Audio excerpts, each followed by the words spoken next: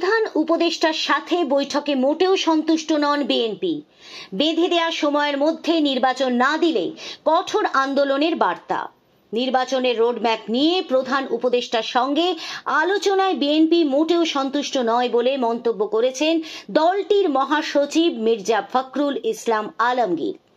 রাষ্ট্রীয় অতিথি ভবন যমুনায় বুধবার দুপুরে ডক্টর ইউনূসের সঙ্গে বৈঠক শেষে বেরিয়ে এসে সাংবাদিকদের ব্রিফ করেন বিএনপি মহাসচিব। তিনি বলেন, প্রধান উপদেষ্টা নির্বাচনের সুনির্দিষ্ট কোনো রোডম্যাপ জানাননি। তিনি ডিসেম্বর থেকে জুন মাসের মধ্যে নির্বাচনের কথা বলেছেন। আমরা বলছি ডিসেম্বর নির্বাচনের কাট অফ সময়। মির্জা ফখরুল বলেন, ডিসেম্বরেই আমরা নির্বাচন চাই। প্রধান উপদেষ্টা বলেননি যে ডিসেম্বরে ভোট হবে না। উনি ডিসেম্বর থেকে 26 জুনের মধ্যে নির্বাচন হবে বলে জানিয়েছেন। তবে আমরা পরিষ্কার বলেছি যে hour cut off time is December. ডিসেম্বরের মধ্যেই ভোট হতে হবে। নির্বাচনের সুনির্দিষ্ট সময়সীমা না দেওয়া বিএনপি অসন্তুষ্ট জানিয়ে দলটির মহাসচিব বলেছেন, তারা বৈঠকে নির্বাচন নিয়ে আলোচনায় একেবারেই সন্তুষ্ট নন।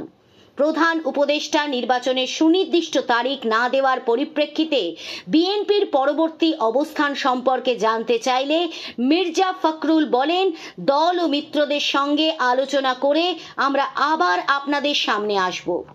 নির্বাচনের তারিখ প্রলম্বিত করা হচ্ছে বলে মনে করছেন কিনা এমন প্রশ্নের জবাবে তিনি বলেন, নির্বাচনের সময় বলা হচ্ছে ডিসেম্বর থেকে জুন।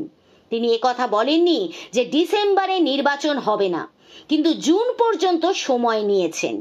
আমরা এই কথাটা পরিষ্কার করে বলেছি যে hour cut off time is December.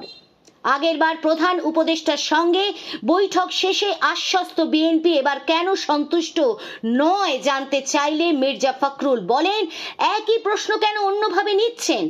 অনেক বিষয় নিয়ে আলোচনা হয়েছে, এটাই নির্বাচন ছিল মূর্খ বিষয়।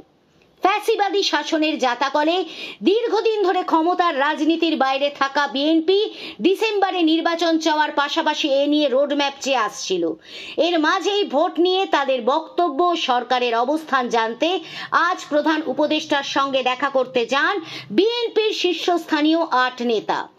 প্রতিনিধি দলে ছিলেন স্থায়ী কমিটির সদস্য ব্যারিস্টার জামির উদ্দিন সরকার, মির্জা আব্বাস, গয়েশ্বর চন্দ্র রায়, আমির খসরু মাহমুদ চৌধুরী, সালাউদ্দিন আহমেদ, ইকবাল হাসান, মাহমুদ টুকু এবং মেজর অফ হাজিজ উদ্দিন আহমেদ।